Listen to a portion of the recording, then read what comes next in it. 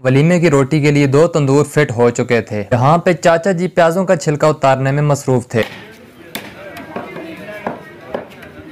अस्सलामुअलैकुम जन्नाब। कज़न फैसल की शादी थी और आज इन भैंसों को ज़िबा करने का दिन था, मतलब कि कपी टुकी वाला दिन था। ये 4 भैंसें आज ज़िबा होनी थी। वलीमे के लिए इन चारों भैंसों का गोश्त तैयार करना था। इनकी मेहमानी के कुछ घंटे ही बाकी थे। इसके बाद हम आ गए वलीमे वाली जगह पे, जहाँ बड़े बड़े तंबू लग चुके थे और हम लोग मिट्टी की इन बनियों को तोड़कर जगह को प्लान करने में मसरूफ थे। यहाँ पे मेरे कज़न उस्मान चश्मे और पटके के साथ मिट्टी की बनियों को तोड़ने का काम कर रहे थे। साथ ही फात भी मास्क लगाए खड़ा था और पीछे मुनीब भी अपने काम में मसरूफ था। इसके बाद मैं तंदूर वाली साइड पे आ जाता हूँ, जहाँ वलीमे की रोटी के लिए 2 तंदूर फिट हो चुके थे। बालन वगैरह भी आ चुका था। तंदूर वाले भाई अपने काम के लिए तकरीबन रेडी थे। यहाँ पे चाचा जी प्याजों का छिलका उतारने में मसरूफ थे। उसके बाद प्याजों को मशीन के अंदर डाल के उनकी कटाई का काम शुरू हो चुका था।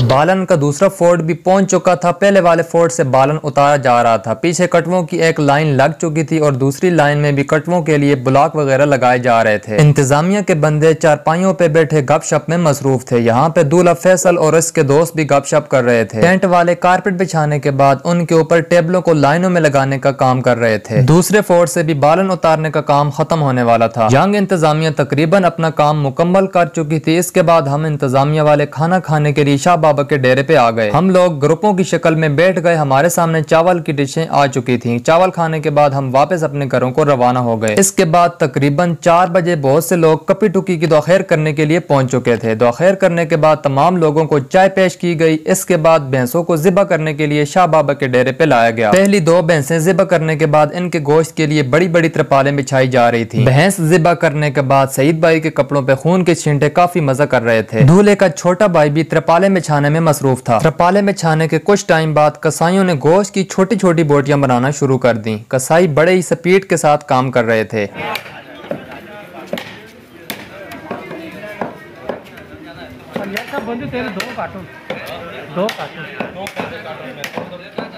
इंतजामिया वाले गोश्त की कटाई देखने और अपनी गपशप में मसरूफ थे। बाद में आने वाली इंतजामिया को चाय भी पेश की जा रही थी। गोश्त की तैयारी के बाद चावलों के 5 पतीले रात के खाने के लिए रख दिए गए। यहाँ पे मैं व्लॉग को करता हूँ एंड फिर मिलेंगे किसी अगले व्लॉग में। तब तक के लिए अल्लाह हाफिज।